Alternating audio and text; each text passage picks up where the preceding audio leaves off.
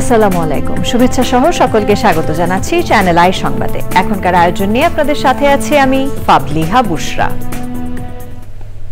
শুরুতেই চলুন দেখে নিই ফ্রেশ আটা ময়দা সুজি সংবাদ শিরোনামগুলো। শেখ হাসিনার বিরুদ্ধে আনুষ্ঠানিক অভিযোগ দাখিল আগামীকাল, ট্রাইব্যুনালের অনুমতি সাপেক্ষে সরাসরি সম্প্রচারের সম্ভাবনা।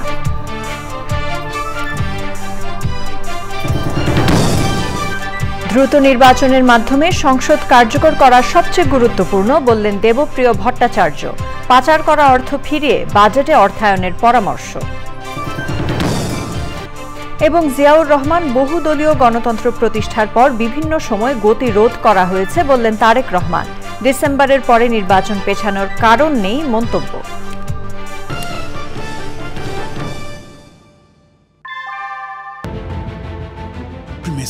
Inbuilt German technology, Bangladesh's first Thermix rod, Salam Steel Thermax. সংবাদ শিরোনামগুলো জানাচ্ছিলাম। এখনকার এই সংবাদ আয়োজন একই সঙ্গে চ্যানেল আইয়ের ইউটিউব চ্যানেল এবং চ্যানেল আইয়ের ওটিটি প্ল্যাটফর্ম আই স্ক্রিনে লাইভ স্ট্রিম হচ্ছে। এবার জানাবো বিস্তারিত। আন্তর্জাতিক অপরাধ ট্রাইব্যুনালে শেখ হাসিনার মামলার আনুষ্ঠানিক অভিযোগ দাখিল হবে আগামীকাল। পরে এ বিষয়ে যে কোর্ট প্রসিডিংস হবে তা বিটিভির মাধ্যমে ট্রাইব্যুনালের অনুমতি সাপেক্ষে সরাসরি সম্প্রচার করা হতে পারে বলে জানিয়েছেন প্রসিকিউটর গাজী MH তামিম। বিচারের ক্ষেত্রে আগামী ডিসেম্বরের মধ্যে উল্লেখযোগ্য অগ্রগতি দেখা যাবে বলে জানান চিফ প্রসিকিউটর তাজুল ইসলাম। জুলাই গণ অভ্যুত্থানের আন্দোলনে গণহত্যাসহ মানবতাবিরোধী অপরাধে অভিযুক্ত ক্ষমতাচ্যুত সাবেক প্রধানমন্ত্রী শেখ হাসিনার বিরুদ্ধে 12ই মে তদন্ত প্রতিবেদন দাখিল করেছে তদন্ত সংস্থা। এই অভিযোগে সাবেক স্বরাষ্ট্রমন্ত্রী আসাদুজ্জামান খান কামাল ও সাবেক আইজিপি চৌধুরী আবদুল্লাহ আল মামুনকেও আসামি করা হয়েছে। এই মামলা ছাড়াও শেখ হাসিনার বিরুদ্ধে ট্রাইব্যুনালে আরও 2টি মামলা আছে। এর মধ্যে একটি মামলায় আওয়ামী লীগ শাসনামলের 15.5 বছরে গুম ও খুনের ঘটনায় তাকে অভিযুক্ত করা হয়েছে। অপর মামলাটি হয়েছে রাজধানীর মতিঝিলের শাপলা চত্বরে হেফাজতে ইসলামের সমাবেশে হত্যাকাণ্ডের ঘটনায়। জুলাই গণ অভ্যুত্থান চলাকালে দেশব্যাপী মানবতাবিরোধী অপরাধের অভিযোগে তদন্ত প্রতিবেদন দাখিল করা হয়েছে। বিজ্ঞ চিফ প্রসিকিউটর উক্ত তদন্ত প্রতিবেদন গ্রহণ করেছিলেন। তদন্ত প্রতিবেদনের সাথে সাক্ষীর জবানবন্দি, ডকুমেন্টারি এভিডেন্স দাখিল করা হয়েছে। বিজ্ঞ চিফ প্রসিকিউটর তদন্ত প্রতিবেদন, সাক্ষীর জবানবন্দি এবং অন্যান্য ডকুমেন্টারি এভিডেন্স পর্যালোচনা করে ফরমাল চার্জ প্রস্তুত করেছে। আগামীকালকে অর্থাৎ 1 জুন 2025 তারিখ বিজ্ঞ চিফ প্রসিকিউটর আন্তর্জাতিক অপরাধ ট্রাইব্যুনালে শেখ হাসিনা, আসাদুজ্জামান খান কামাল এবং চৌধুরী আবদুল্লাহ আল মামুনের বিরুদ্ধে ফরমাল চার্জ অর্থাৎ আনুষ্ঠানিক অভিযোগ দাখিল করবেন। আপনারা জানেন, আন্তর্জাতিক অপরাধ ট্রাইব্যুনাল আইন অনুযায়ী ট্রাইব্যুনালে বিজ্ঞ চিফ প্রসিকিউটরের পক্ষ থেকে ফরমাল চার্জ দাখিলের মাধ্যমে আনুষ্ঠানিক বিচার প্রক্রিয়া শুরু হয়। আসছে বাজেটে অবৈধ ও পাচার করা অর্থ ফিরিয়ে অর্থায়নের নতুন খাত তৈরির আহ্বান জানিয়েছেন অর্থনৈতিক শ্বেতপত্র প্রণয়ন কমিটির প্রধান ডক্টর দেবপ্রিয় ভট্টাচার্য। এক অনুষ্ঠানে তিনি বলেছেন, দ্রুত নির্বাচনের মাধ্যমে জাতীয় সংসদ কার্যকর করা এখন সবচেয়ে গুরুত্বপূর্ণ।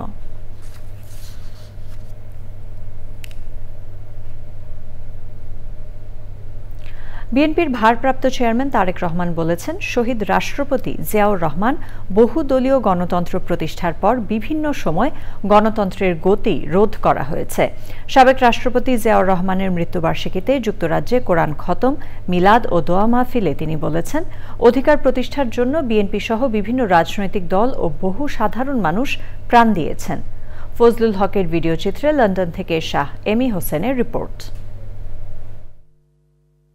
যুক্তরাজ্য জাতীয়তাবাদী দল বিএনপি আয়োজিত শহীদ প্রেসিডেন্ট জিয়াউর রহমানের 44তম শাহাদত বার্ষিকী উপলক্ষে মিলাদ ও দোয়া মাহফিলের আয়োজন করে পূর্ব লন্ডনের একটি স্থানীয় হলে। উক্ত অনুষ্ঠানে প্রধান অতিথি হিসেবে উপস্থিত ছিলেন বিএনপির ভারপ্রাপ্ত chairman Tarique Rahman.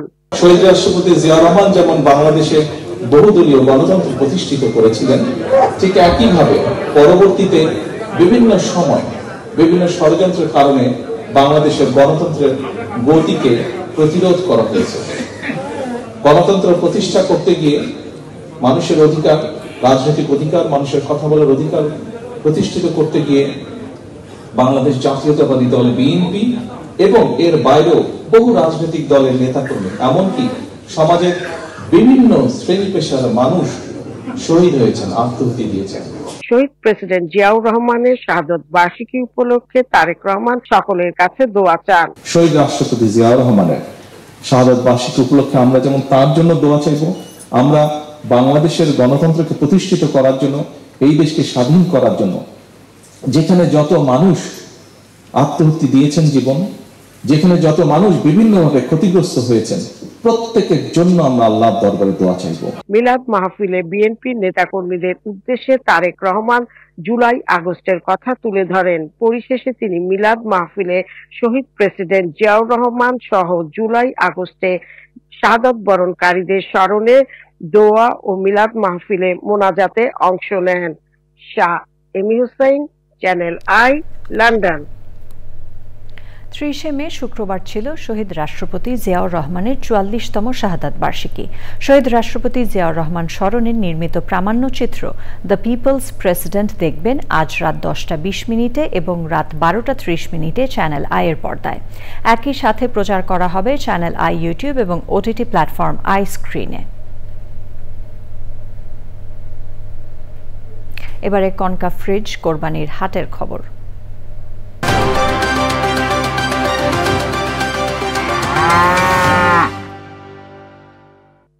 Activated carbon ডিওডোরাইজার যুক্ত কনকা ফ্রিজে এক খাবারের গন্ধ অন্য খাবারে যেতে পারে না।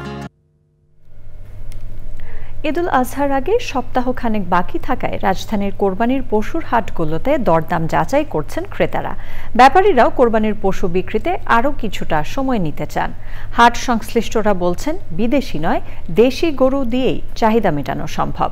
শাকের আদনানের রিপোর্ট। রাজধানীর হাটগুলোতে বিভিন্ন জেলা থেকে কয়েকদিন ধরে আসছে কোরবানির পশু। বড় আকারের গরু 2.5 লাখ, মাঝারি আকারের প্রায় 2 লাখ ও ছোট আকারের গরু 1 লাখের বেশি দাম হাঁকা হচ্ছে। ওগুলো 1,80,000 আছে, 1,80,000 আছে, 2 লক্ষ টাকা আছে। দেশি গরুতেই তো দেশ অনেক গরু, বিদেশি গরু কি লাগ, আমাদের তো কোনো দরকারই নেই। এখন যে গরু ব্যাপারী বেশি বলছে, আবার কাস্টমার কম বলছে। আগামীকাল আরো 2-3 দিন পর থেকে গরুর একটা নির্ধারিত প্রাইস আসবে। তবে এখনো কয়েকদিন সময় থাকায় ক্রেতারা পছন্দের পশু কিনতে বিভিন্ন হাট ঘুরছেন। পুরোপুরি হাট বসে নাই, পরে মনে হয় একটু দাম যখন পুরোপুরি হাট বসলে একটু কমতে পারে, হয়তো ক্রেতাও ওরকম নাই, ক্রেতাও আসতেছে ইনশাল্লাহ। আল্লাহর রহমতে আজকে রাত্রের মধ্যে এবং কালকের মধ্যে দেখবেন এই ধোলাইখাল গরুর হাট গরুতে পরিপূর্ণ হয়ে গেছে। আমাদের দেশি গরু দিয়েই আমাদের এই চাহিদাটা পূরণ করা সম্ভব। এখানে মৎস্য ও প্রাণী সম্পদ মন্ত্রণালয়ের তথ্য মতে এবার দেশে কোরবানিযোগ্য গবাদি পশু আছে প্রায় 1,24,00,000 লাখ, চাহিদা আছে প্রায় 1,10,00,000 লাখ।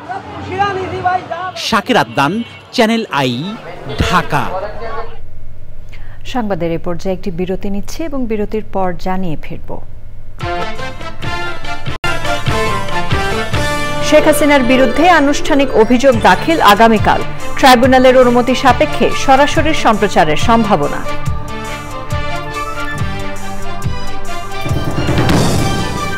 দ্রুত নির্বাচনের মাধ্যমে সংসদ কার্যকর করা সবচেয়ে গুরুত্বপূর্ণ বললেন দেবপ্রিয় ভট্টাচার্য। পাচার করা অর্থ ফিরিয়ে বাজেটে অর্থায়নের পরামর্শ।